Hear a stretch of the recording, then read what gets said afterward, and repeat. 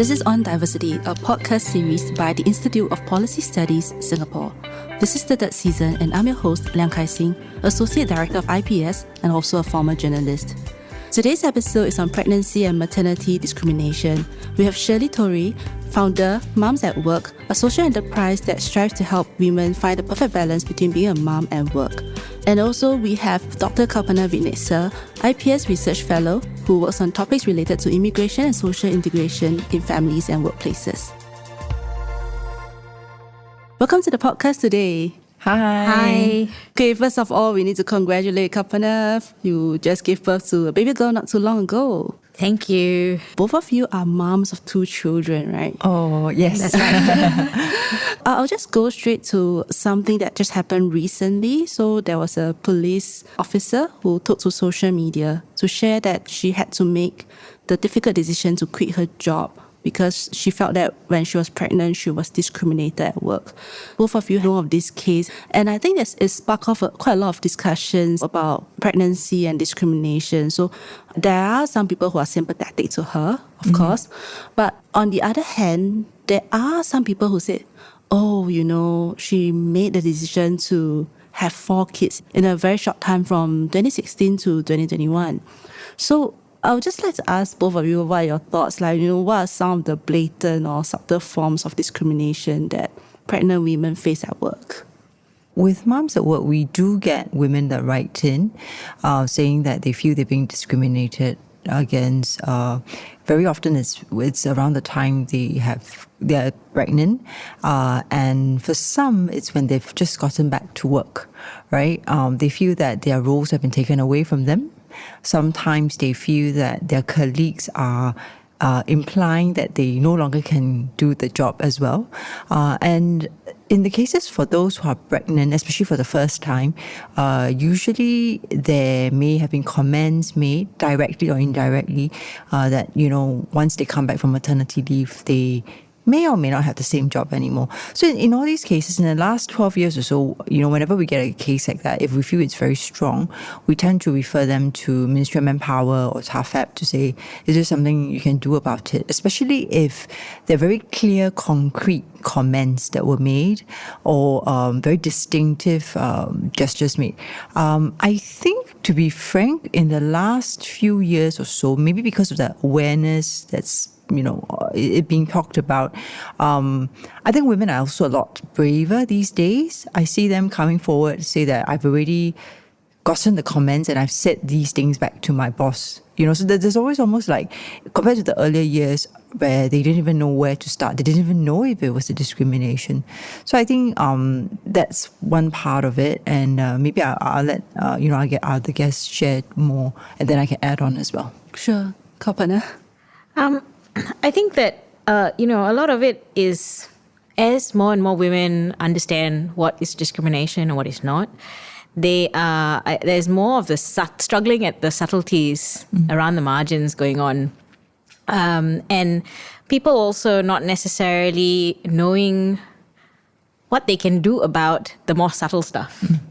So when I was doing my research, spending time with young families, I remember this one case where there was a mother who had just started maternity leave, just gave birth, and she was doing all the things that a new parent does, but she was also working during her maternity leave. And I asked her, I said, why are you working? You're on maternity leave.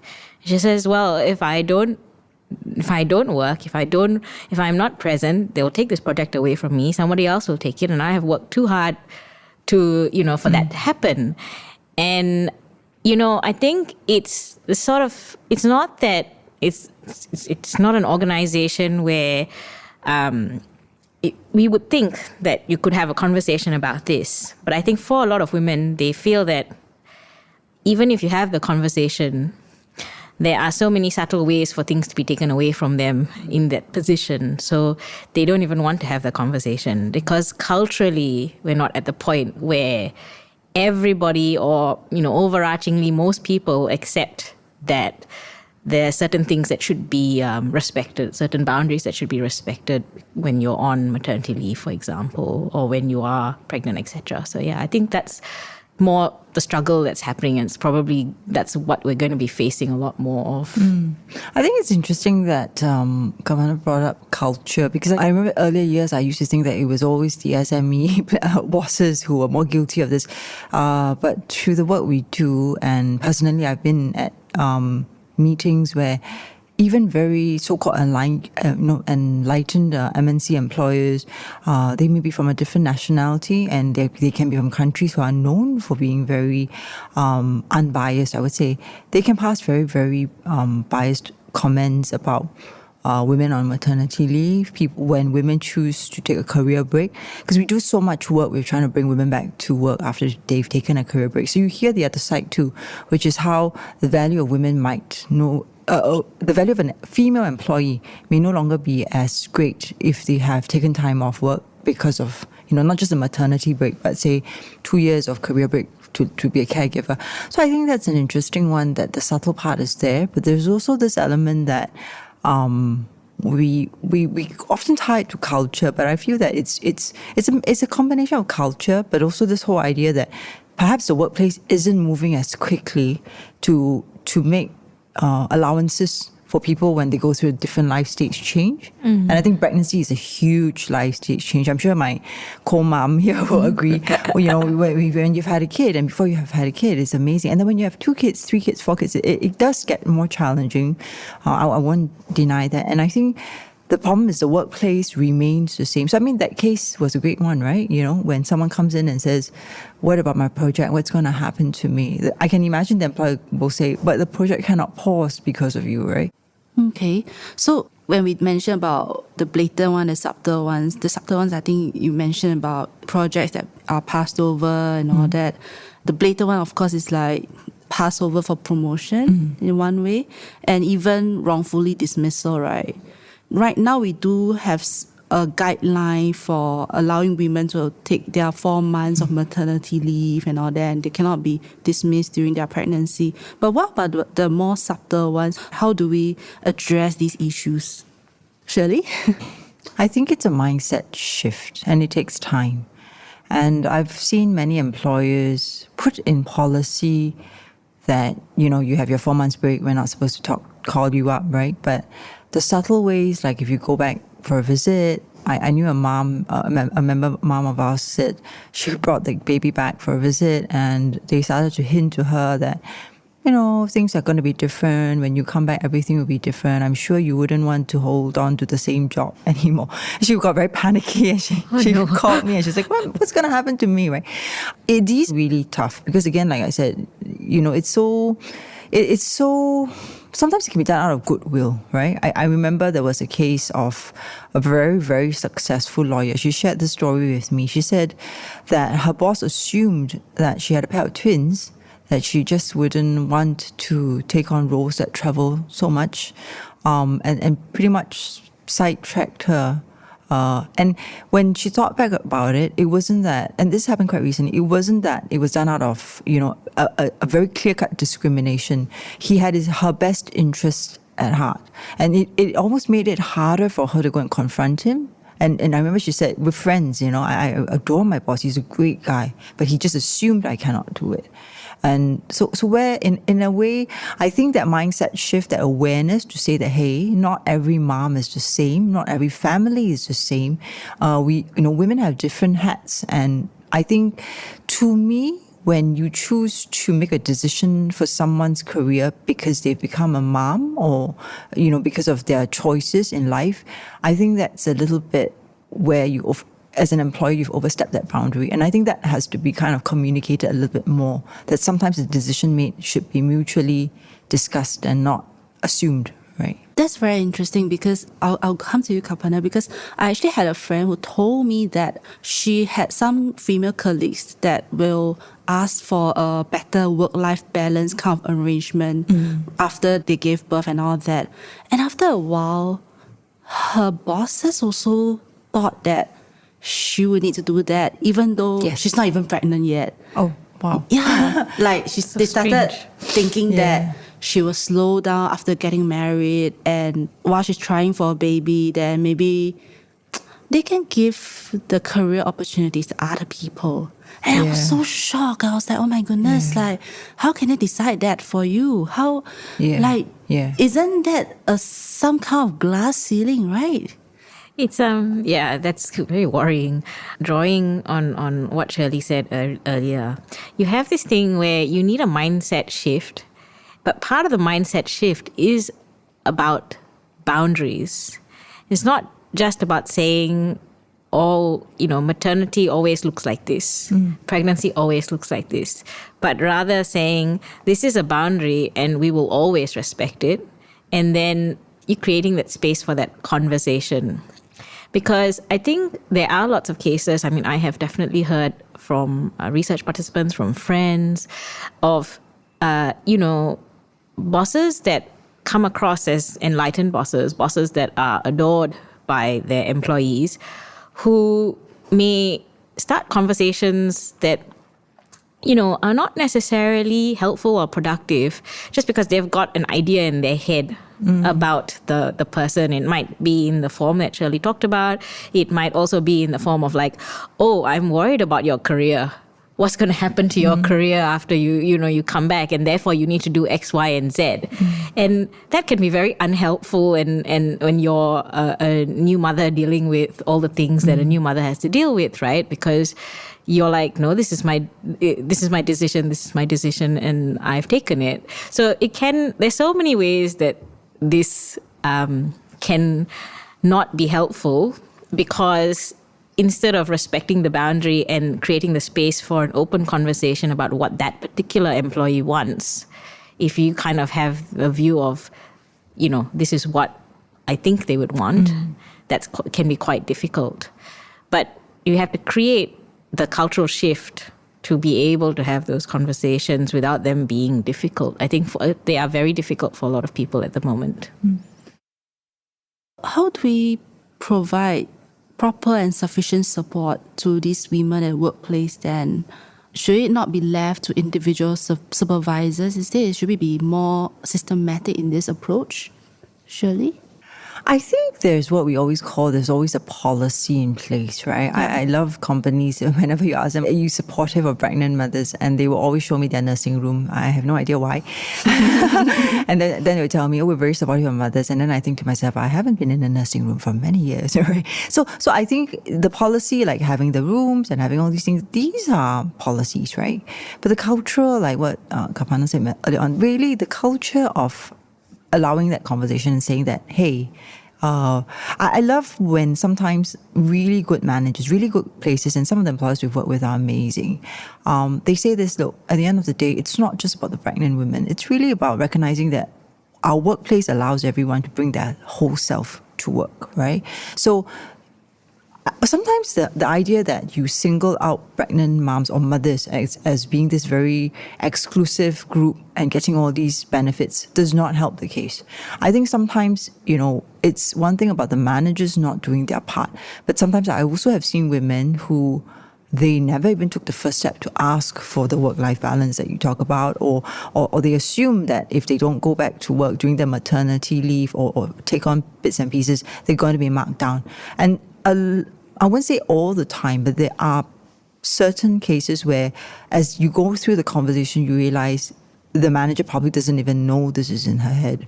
So again, to my point earlier on about how I think it's quite important to create this kind of culture to say that the company respects who you are as an individual.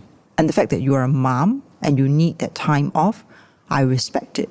You could be a dad, and if you need the time off, I respect it as well. You could just be a caregiver, or for that matter, anyone that needs, space, they need time, or they need to talk about something that they need.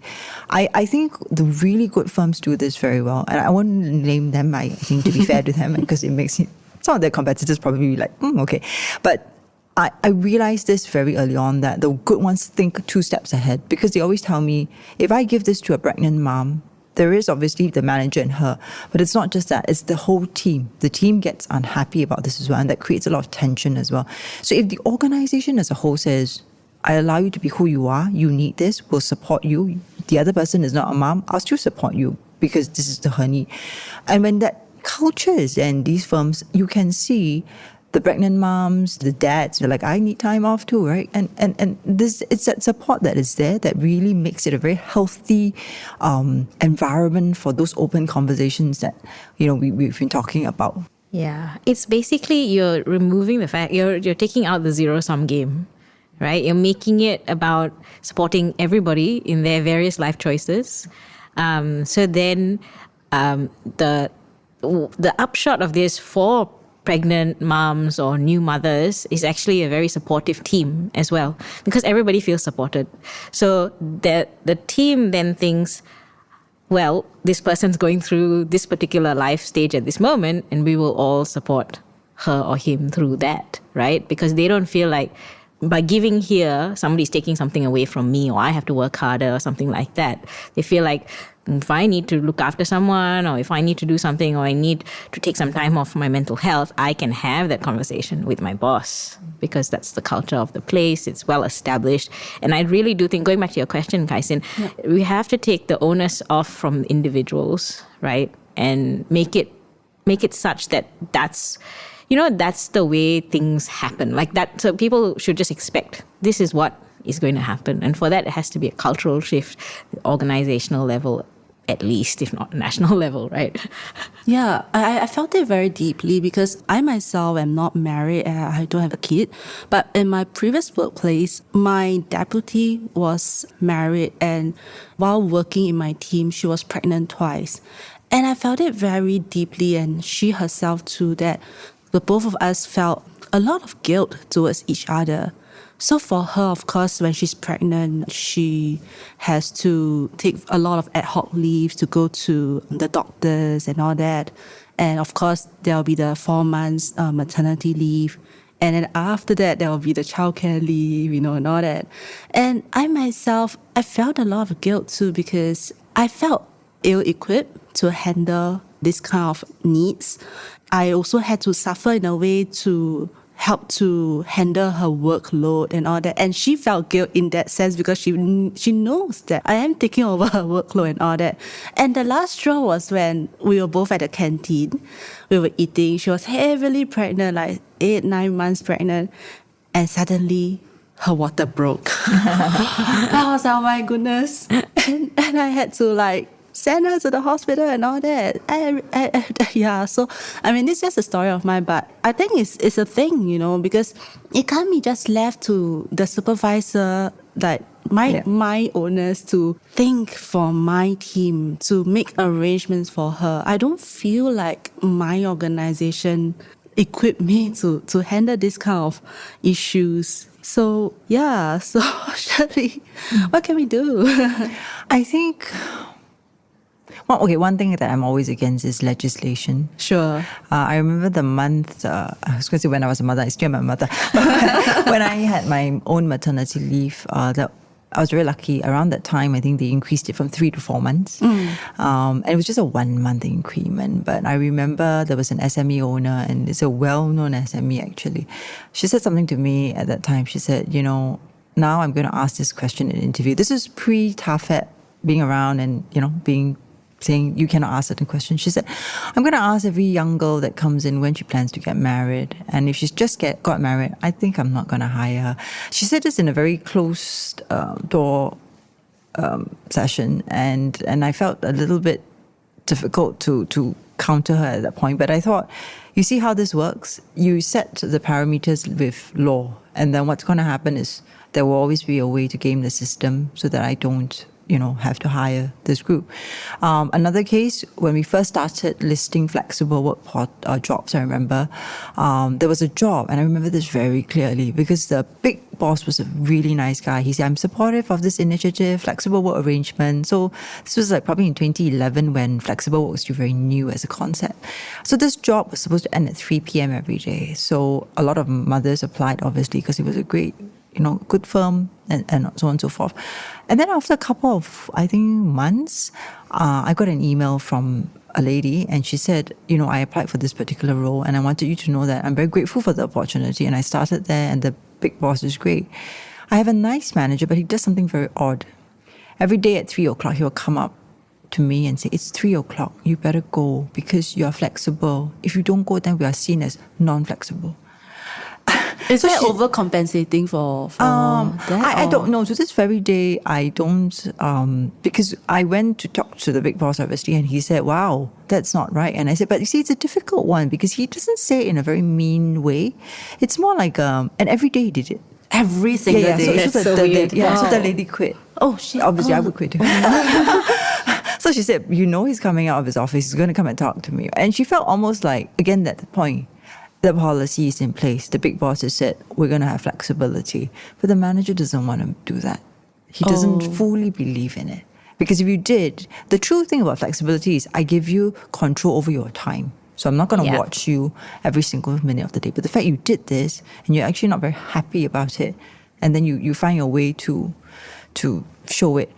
We see this quite often. I mean, this was a best case, but I've seen so many different situations, with hiring of women. It somewhere at the top, people love it, they adore it. And then it's the hiring manager piece right at the middle, the supervisor with these small little actions that makes it very uncomfortable. I remember her exact word was, it's just very uncomfortable, Shirley, but is it okay if I quit? And I said, why are you asking me? She said, because I know you champion this and I know the big boss champions this. And I feel like by walking out on this job, that I'm showing that it doesn't work. And I say, obviously it doesn't work because the manager doesn't work. If the manager doesn't work, the whole system isn't going to come, isn't going to work out. So I think that it's a way where I say, don't legislate, don't come down hard and say it must be done. I still believe in that slow change and success stories and pushing for it. And obviously maybe some rules or rather some guidelines of how things can be done and give it that time to shift into it so that it becomes part of your DNA rather than I have to do this, so I'm going to find other ways to monitor, So, I mean, I can share lots of very funny, horrible stories, but, that's one. Yeah. I have a question for you, Shirley.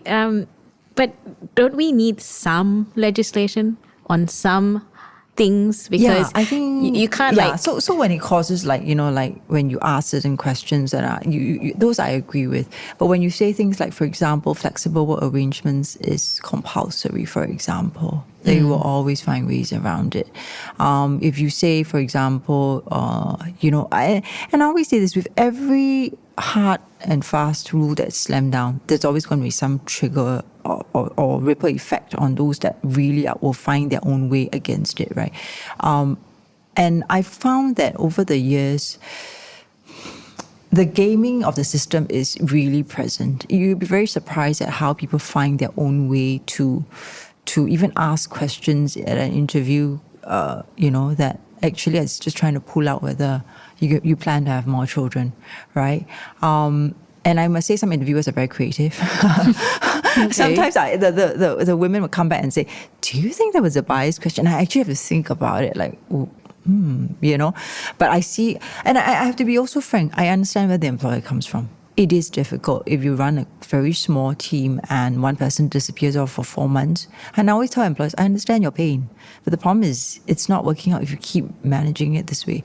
And it's a lack of empathy. So like what we said, sometimes I assume that everybody's like me. And because I cannot picture myself as a parent or I cannot picture myself as a caregiver, I don't know what it feels like when you're pregnant and you need time off, when you go for childcare. So a bit like what you said, Kai Sing, earlier on, you had that guilt. And you had the guilt for being a little bit frustrated. You were frustrated, right? I'm sure, from time to time, right? Yes, but I can't voice it out. I mean... Yeah, because you feel guilty for voicing it out too. Yes. So this is that tension that I talk about that a team has, that when someone is uniquely so pregnant, that came out wrong, but unique in that unique situation, then the team then sometimes feels like, why her, right? But if from time to time you go off for your maternity break, someone else goes off for another break, and I am allowed to ask for time off because I need mental wellness, I think once you have that culture there,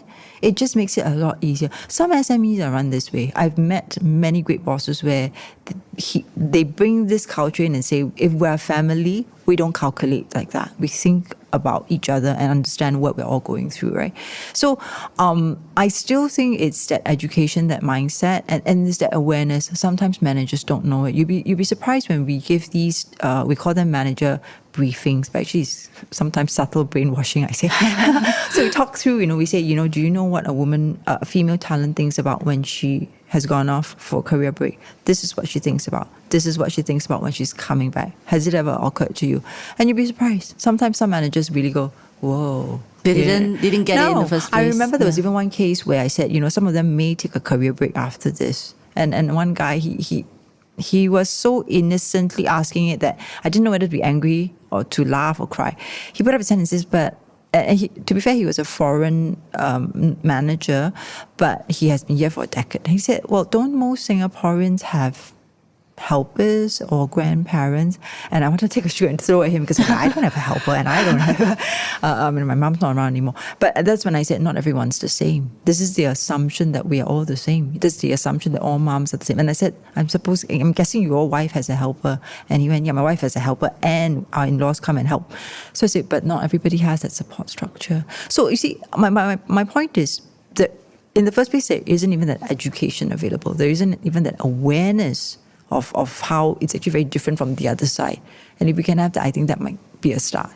Shirley, actually, I want to push back about the point on your legislation part. I think I roughly know what Kapana is getting at because, like, for example, in US, because they don't have legislation for maternity leave, right? So most companies can get away with not giving at all. And the women will have to start work immediately after giving birth. Yeah. And I think in Singapore, if we don't have that 4 months leave I am the for law, the maternity leave being legislated. Of course. But perhaps there are some other things that need to be put in place so that at least it's something that all companies must adhere to so that it can better protect women's welfare and rights. I think they're starting to do that. Yeah. I think that was needed. But again, like I said, they're finding their own ways to game the system. So the questions that are being asked have changed in the last, I would say, 1 year since the announcement was made. We're actually putting together a collection of these questions. Like, for example, you've had 2 kids, you're planning on a 3rd one, then they were asked in a different way. And so you see, to be honest, these questions are not related to your ability to do the job at all.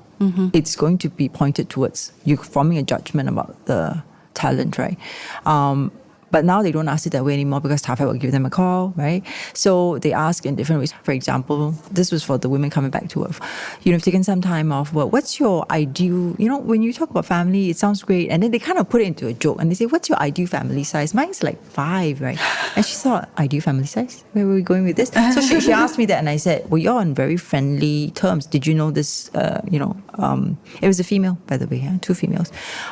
She said, I didn't know her, but you see that question, because it was an interview setting, was it a chit-chat or was it you were finding out something about me? And of course, later on, because I knew the employer, the truth is they were trying to figure out if she was planning to take another career break. Oh. Once they told me which hiring manager it was, we were like, okay, yes. But you see, the point is, you can't expect the candidate to know this. And where do you draw the line where it's friendly chit-chat? I have 3 kids, how about you? Are you planning on more? Where do you draw the line? Right? So, I mean, that's my point about how, I'm not saying the legislation doesn't work, but sometimes when you have it, they will find other ways around it to still create that, to still, in a way, present the discrimination in a form. But they've found a way to sidetrack it so that they don't get into trouble. Does that make sense? I think Kapana has a lot of comments. Go ahead. Yeah. I think I'm a sociologist, so structural factors are a big deal for me. And I think they play a big role in change.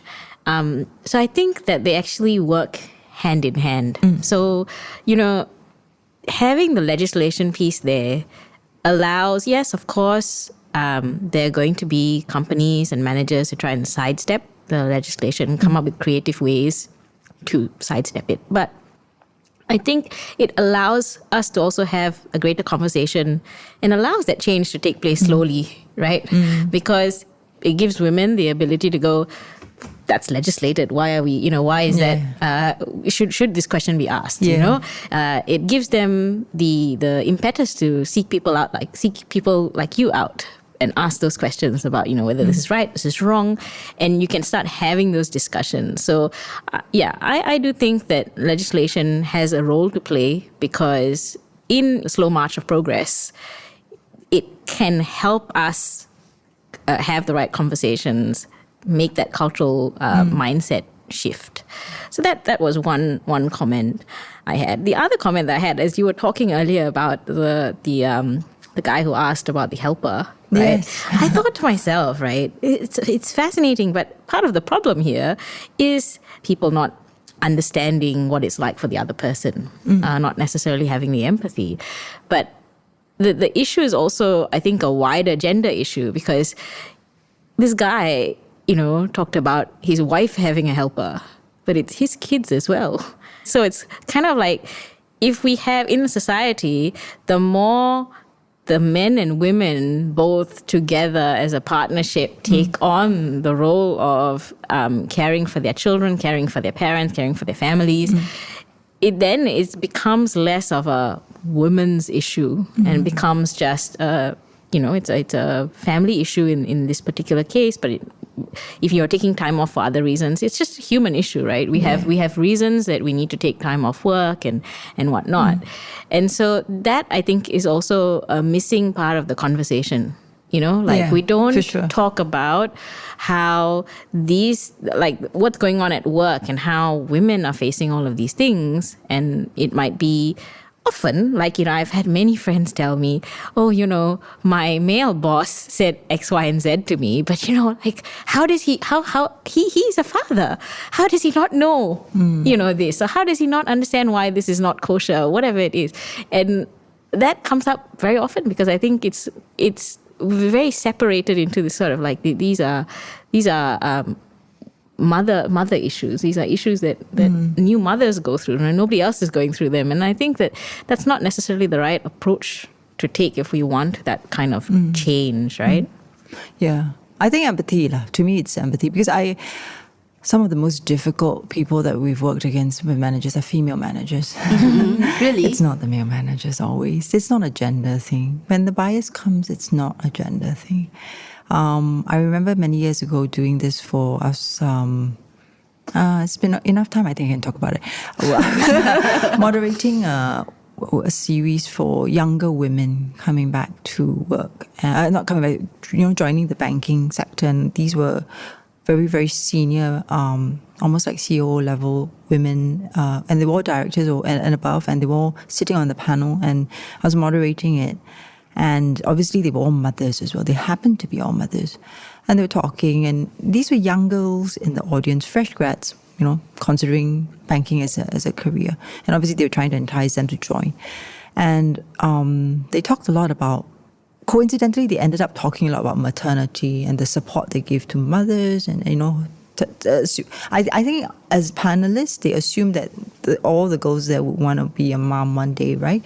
And right at the top of the auditorium, this lady put up her hand, and she was from one of the banks, I remember. And she said, "I'm not married. I am in my 30s. I do not plan to have children." And then she said, "My boss is sitting there." And I remember her boss was squirming in the seat. And then she said, "And I feel that it's a double discrimination when you're supporting mothers, because I have to suffer when my colleague goes off for maternity." Then she asked the panelists, "How do you feel about that?" Oh dear. Yeah, and as a moderator, and I thought, this is the end of the world, because, right? To be honest, I cannot remember what was said because I was so traumatized moderating it. But I do recall her reaction very clearly, because it then hit me very hard. See, this is it. This is exactly what I've been talking about. It's not male versus female. It's the fact that someone that has not gone through that life stage cannot understand, cannot always be able to understand why the other party needs that time off, why that party is actually struggling to make it work. And when they perceive the benefits that are given to that individual, they see it as, and she said this thing which was very clear. She said, "I feel like I'm being penalized twice. I choose not to have a kid, and then on top of that, So because she said it, I still remember her face. And honestly, I really cannot remember their responses. I wish I did, because I think my mind went blank and I thought, this is the end of tonight, right? but that, it's so stark that it hit me so hard that this is why sometimes when the mothers come to us to give feedback, they would tell me, she's female.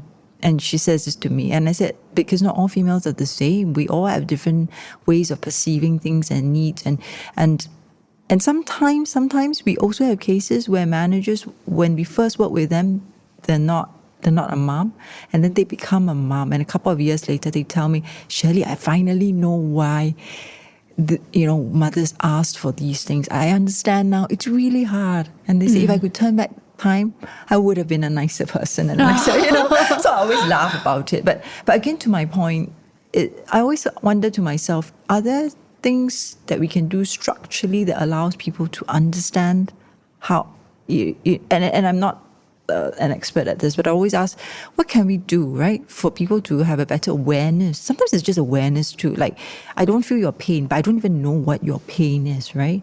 One of the things we do is that we go in and we talk to the organizations, we talk to the managers, and we talk to the younger girls as well. Sometimes we say, someday you'll be a mom, or even if you're not your caregiver, when you're on the other side of the table, this is probably what's going to happen to you. So bear this in mind as you climb the corporate ladder, because you will be at different stages, and at different stages you have different needs, right? So back to my earlier point about if the organization thinks about it and says everybody comes in here needing something from us and we want to support each and every one of them, that's a successful culture. I have a question about career breaks.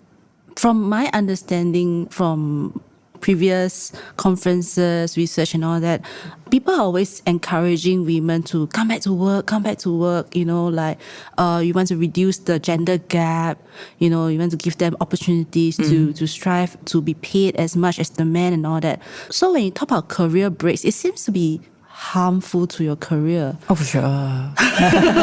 So how do we approach it? It doesn't need to be. Yeah, it does. It shouldn't be. It shouldn't but be. It is at the moment. Yeah. But not all. Okay. I think that was a very sweeping statement. It can be for some sectors and some. I mean, I'm sure you've met your fair share. I think it really comes down to the culture of the organization and what managers kind of what they feel, what they can do for the employee, and things that they can put in place for the employee, the freedoms that they can encourage or allow, right? Because at the end of the day, I really do believe it does not need to be, but I agree that at the moment, often it is, because of the way we perceive said breaks, and the fact, again, I come back to gender, because I don't think gender issues are something that's only perpetuated by the other gender. I think gender inequalities can be perpetuated against women by women. The fact that these career breaks are largely being taken by women, right? Yep. So then it becomes this thing that feeds into the gender pay gap and all of that. But if we imagine a gender-just world where, because after the initial period of delivering the baby and breastfeeding, there's nothing that's stopping the father from doing all the things that the mother does, right? So if we can imagine this world where it's not just women who are always taking the career breaks, but men and women are taking, and I'm not saying that things have to be 50-50 down the middle, but just more, we see more men and women doing it. So it becomes kind of sort of like it normalizes the fact that you might need to take a career break, and it's not always a person of this particular gender who's taking the career break for the families, etc. Right? So, turn taking, like families can practice turn taking in terms of letting you each have goals where you take time off the family, etc. So I do think that it doesn't have to be this death knell of like, oh, it's terrible for your career. But we have a ways to go before we get to the point where people feel confident that it's not going to affect their careers. Shirley, how would you advise your... We have a whole subsidiary that runs career break. It's called Career Navigators. So we work with companies like Goldman Sachs. We've just closed the one for TD Securities. Just now before I came, we were at PayPal. We were talking. We bring women back to internships. We also bring people back straight into jobs. So like Citi, they look specifically for people with career gaps. The bigger the career gap, the better, which is always the reverse, right? So we've done that for many years. We've done that since 2016. So we have these career fairs where you cannot come unless you have a career break. And I mean, a valid career break, because some people, they just job hop all the time. But it's really like, I'm a caregiver, it's been 3-4 years. You have a justified reason, come back. And so we allow these women, and it's huge. Sometimes the fairs can be 250, 300 people that will come. And the companies that step forward, usually MNCs, they're really, really for it because they see the value in it. So I remember when we first started this in 2015, we were quite new to the game. Only the big boys came, like Google and all that, because they really believe strongly in it. But the last time we did this, when COVID first started, we did it online. We had very more traditional companies like your Shell, petrol and gas, which was tough for them, I think. And then, but they wanted to come, and then they came. They would hire Johnson & Johnson. So it was really wide. Like we had the whole gamut, your Amazons, tech boys and all that. And interestingly, that conversation about back to work has really shifted. I'm probably not the best person to say this, but I know there's a demand now because we don't market anymore. The companies come to us. Wow, okay. Yes. So it's almost like we have to turn people away. and we turn people away because we listen for what they really want. Sometimes they just want to tick that diversity box, right? And we tell firms is, if you want to tick the diversity box, we will not work with you. Because we also lend our reputation to you, and the women trust us enough to say, this is a company that's good for women to come in and there's equal opportunities. But if we start to sense from the way that you're hiring is because you cannot fill that gap, or sometimes they call and they say, well, we can't find anyone else. Would your women like to consider? At the minute, it's almost like, red flag. Yeah, so you don't even need to no need to have a meeting. Goodbye, see you, right? But I think what's good is, and I love what Kapana said earlier on, that sometimes because the conversations have started, people that have traditionally never thought about it start to think about it. So this Back to Work Career Gap Month has really changed a lot, right? We do something in the work that we call blind hiring. So we kind of hide, how many years, roughly try to hide, like, and you'll be surprised. Once you do that, there are a lot more, they really pick candidates based on their knowledge and their skills as opposed to just saying how long has been your career gap.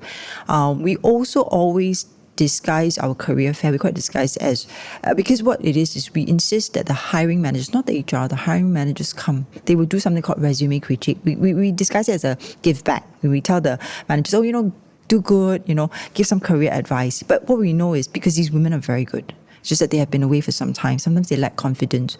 So they sit in front of a very senior manager from, say, DBS, and the manager is telling them how they can improve their resume. But the end goal is the manager will then tell us later on, these women are very good.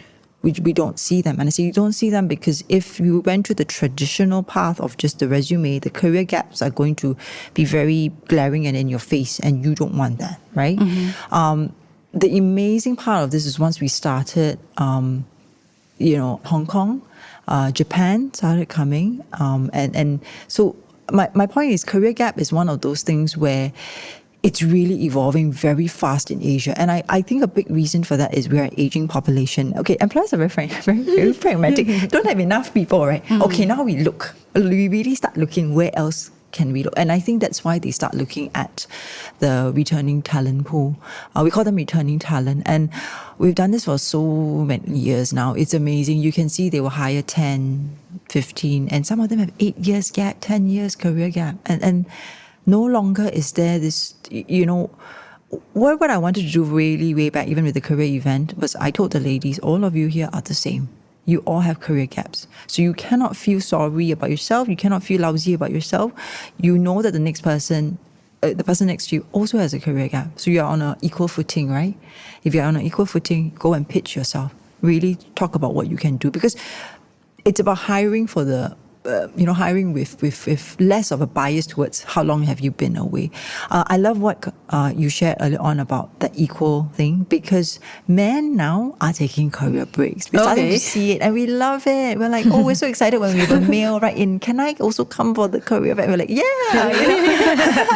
yeah. And we love it because they are really stay-at-home dads. They're quite brave, and actually the story is always amazing. They're very logical about it. My wife earns more. She's very happy at work. I stay at home with the kids for 3 years. They've done their PSLE. It's always related to PSLE. Oh, yeah. And then, we're good to, I'm good to come back in. And these shifts are very small, but they're there. They're coming, right? And I think we try to highlight more cases. The media will ask us, do you have stories? We try to bring up these stories because they really give other people the courage to say, I'm okay with this, right? Yeah. And I love it when you say that. You know, to be honest, for some moms, they honestly love their careers more than motherhood. Motherhood is very tough. Not everybody adores it, and then not everybody's great at it, right? Okay. And sometimes I feel society, at least our society, still has this idea that if you have to choose between career and children, and you chose career, you're a bad mother. I really want that to change. And sometimes I tell the women the same thing. Don't do this to yourself because you're angry. I've heard moms tell us, I quit my job so for his PSLE, he better do well. I'm thinking, oh, this is the wrong thing to say. It's a recipe for disaster. Yeah. but you see, it's all these things. If you truly love your career and you really are better at it and your husband is willing to support you and take that time off, why not, you know? There's no judgment, and perhaps that's where society comes in and plays that picture to say, let's not judge this couple this way, you know. So judging from what you said, because companies are so much more willing to hire women with career breaks, is it okay to say that it's okay for women to go on career breaks now? Is that okay or not okay? I think we both have always felt that it's okay, right? Yeah, I think I don't know, personally, I think personally, career breaks are fine to take, and we should be able to take them without any issues. I think the point that we were making earlier is simply that probably socially, I don't think we're at the point where realistically it's going to be good for everyone, or they can do it without incurring some cost to themselves, right? So the kind of, that's the distinction, I guess. Yeah. As Shirley was talking, I was thinking a little bit about career breaks and things that can be done to actually make, you asked the structural question earlier, like what can we do? And I was really fortunate when I gave birth to my first child. I was in a very, very forward-thinking organization, and they had these things in place where you could take up to 2 years after the birth of your child, because that is a common career break before the child is old enough to go into preschool and things like that, right? So, and then that isn't actually seen as a career break. It's just seen as a prolonged maternity leave, yeah. right? And then you have maternity cover. So you have somebody else who's being hired to do your job. So your team is not struggling because they have a qualified person picking up the slack for the fact that you're not there. Your job is guaranteed when you come back. And, all of these things mean that you kind of like sidestep this whole conversation about how is this going to affect my career? It's kind of like, my career is still there. And the HR were really good about even making sure that they made it very clear that like you're still on the books, you're still hired. You're not career breaking away from the organization. You still get invited to all the all the events and everything like that, and so you keep in touch with your colleagues. You are just taking extended maternity leave essentially, and it's well respected. So that is one way, I guess, of having the structural aid to take that kind of career break without feeling like I'm going off into the ether and I don't know what's going to come back. Yeah. So I was in an organization that had this, and that was very, I think, fortunate. And you could tell from the culture of the place. So I feel like it had that thing where it supported all its employees, not just its new mothers and new fathers, but people who needed career breaks for other reasons, or needed to take time off for other reasons. There was never this sort of, like I said, it's not a zero-sum game, right? It's not I win, you lose kind of culture. So that's one thing. The other thing, I guess, another part of this story is pairing those, the structure to take that time, extended periods off, with using more of maternity cover, paternity cover contracts. So you have more of, I don't see that it exists very strongly in Singapore at the moment. This, and kind of an industry, a pool of people who are looking for these types of contracts. Yeah. Like Still not big, yeah. not it's not a big thing, and I do think that actually plays a part in being able to so when you look at it from the company's perspective, there's not this very hard thing that they have to somehow surmount. There's a pool of people who are qualified, they can come in, do the job, and they want those types of contract-based work. They want to work for 9 months to 2 years or whatever in an organization and then move on, right? Because they have got different circumstances to their life, right? So I think that those are two things, that structurally that we can look at actually helping this conversation further. Yeah. I mean, the good news is actually some companies are looking at that. They think that, a few companies we've spoken to, they're trying to bring back the retirees. Okay. They want to teach them the concept of gig work. Yeah, but also give them, because for retirees, sometimes the worry is all the benefits that they don't get from a firm.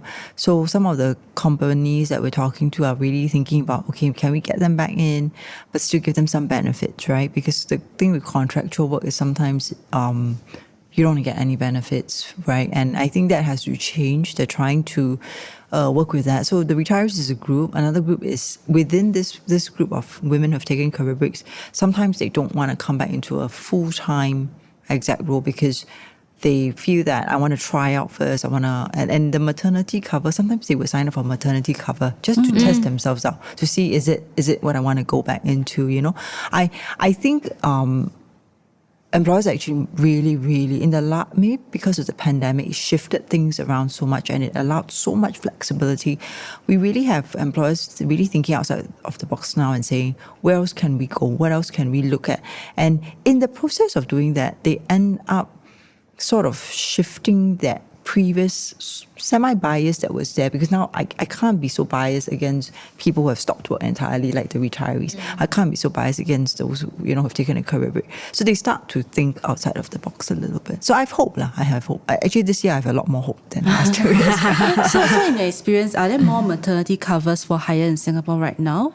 Our birth rate hasn't gone up that much, so I don't think so. It's still there. They do list with our FlexiWork portal, but I think not everybody would take a cover. It really depends on the firm as well. But I can't speak for all firms, right? Because some firms are quite well sourced. Then you don't need to. But it's usually the small ones that would come for maternity cover, because that one man missing is quite challenging for them. And they can be quite stressed trying to find cover sometimes, I think. That's why they come to us and then say, can we list with you guys? Yeah. Okay. Yeah. I think this might work, right? If more people step forward to become maternity covers. And that will help the women who are giving birth right now, right? Yeah. To cope with their workload and motherhood. It's a whole industry that I think can be developed in Singapore. For sure. And, there are also, a couple of years ago, the rules were changed around the spouses of foreign people coming in to work in Singapore, and then whether or not their spouses could actually work, and it's become more difficult for them to work. But that's another pool of talent that we don't touch on, who might be more willing to do this type of shorter term. That I think the government can do something, because right now DP holders cannot. We have we have women who are DP holders right into the dependent pass holders. And at the moment they don't. They used to allow them to work, and now they've stopped it entirely, which has created, I guess, it's created some backlog. Like, a lot of the smaller project work that we talk about, some more freelance kind of jobs. There's a pool there. Yeah. I do a lot of research with people in this category, right? And yes, exactly. This is exactly the type of work they do. They will do the freelance jobs. They will do the shorter contracts, because they're not entirely sure, like, whether they're going to be here for, like, the long haul. So they can do like 1 or 2 years. They can, and the fact that they now cannot work. It's a huge problem for them. It's a huge challenge for them, struggle for them. But it's also kind of counterintuitive because they have a skill set to offer, and they're basically sitting ducks here in the country. They can't actually use them. So, and we, of course, Singapore, of course, is not benefiting from that in the process as well. So I do think that there's definitely avenues there are people out there for whom this kind of less traditional contractual agreement is actually what they want. Okay, that sounds great. So maybe just one last closing remarks for both of you to round out the session about pregnancy and maternity discrimination. I think for me, right, the thing that I would love to see is I want to live in a more gender just world. I want to live in a place where, it's not like, right now I feel like my friends in this situation, you all feel like there's this finger being pointed at you. You're like this special kind of, you're in a special category, but it's just a part of life. This is part of human society, we have to birth children, raise children, and it's a we. Like I do this with my partner, right? In an entirely equal kind of like, I feel like we are both parents to these two children and we both take full responsibility. So I think that's the wish, because I feel like if that was the case, then you would really see both parental leave as well as career breaks for caregiving be shared between men and women in a more egalitarian fashion. And when that happens, then it's less about, oh, you're a new mother who needs this. Really, a new mother, like, I mean, I just had my second child 3 months ago. And it's basically these 3 months where you're really like in this, you're the person, or the first 6 months or so, where you're the person that the mother plays a particular role that the father can't necessarily play the exact same role. But beyond that, after that, it really evens out. There's no reason for it not to even out. And so for me, I think that's the wish. The wish is that we all, the contribution to the home becomes more even. And I think then society becomes more even. The cultural shift is much, much easier as well when that's the case, because then you're not in this special category that nobody else inhabits, only new mothers. Yeah. How about Shirley? For me, I think it's a wish, and it's also something I'm working for, that employers actually, they have to change. They're a huge part of this discussion. And until they make the workplace a lot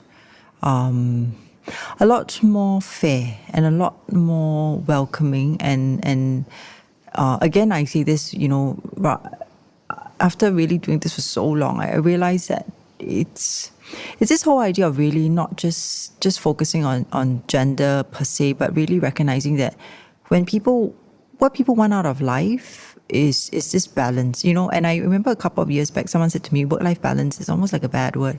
And I thought, why is it a bad word? People do want it. We cannot dedicate all our waking hours to one aspect of our life, right? And I think if employers recognize that better and realize that people can give you good work if they feel satisfied as an individual. And sometimes that satisfaction comes from the love they get at home, right? For some, and for others in other areas of their life. And I think when employers are better in that, you really do get more engaged employees. But that's a really tough one, because it goes against that older sense of the older corporate mindset of it's all profits, and it's how much time you spend in the job. The good news is the young people are leading the way. They speak up, they ask for it. They've made work-life balance not a bad word to ask for in an interview, and I love them for it, because moms are so scared to ask for work-life balance, when actually I tell moms, of all people, you have a right to ask. Right?